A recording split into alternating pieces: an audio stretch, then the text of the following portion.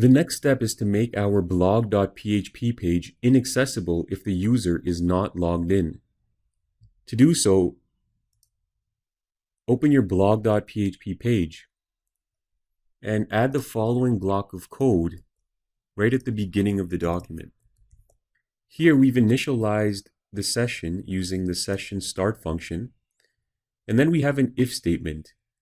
If the login session variable is set, then we've created two new variables, fname and lname. The fname variable holds the value of the fname session variable. Lname holds the value of the lname session variable. And remember that we'd set these session variables both on the pcheck.php page and on the adduser.php page. So basically, when a new account is created or when the user logs in. Okay, so I'm back onto the blog.php page. Now, if on the other hand the session is not set, so if the login session is not set, we need to create a redirect back to the login page. And so I'm going to scroll all the way down and insert the following block of code.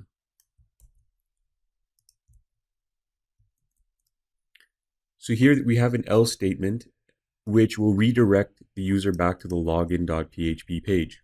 The last thing we need to do here is add a welcome message above our blog.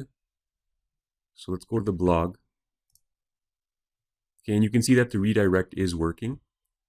It's redirecting us back to the login page because it's determined that a session is not set. So we will have to log in.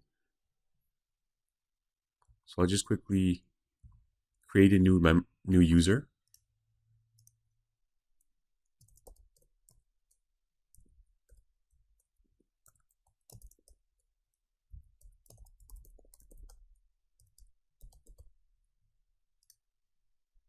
Okay, now we can see the blog.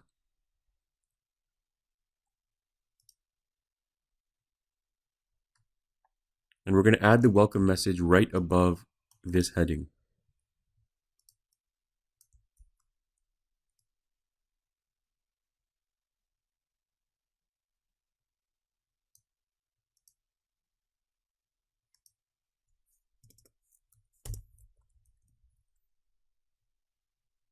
So here we have the text welcome, and then we echo the fname and lname variable, which is the user's first name and last name. We also have a link to a logout.php page, which will terminate the user's session. It'll log them out. We haven't created the logout.php page. We'll be doing that a little bit later on. So for now, I'll refresh the page. And there we go.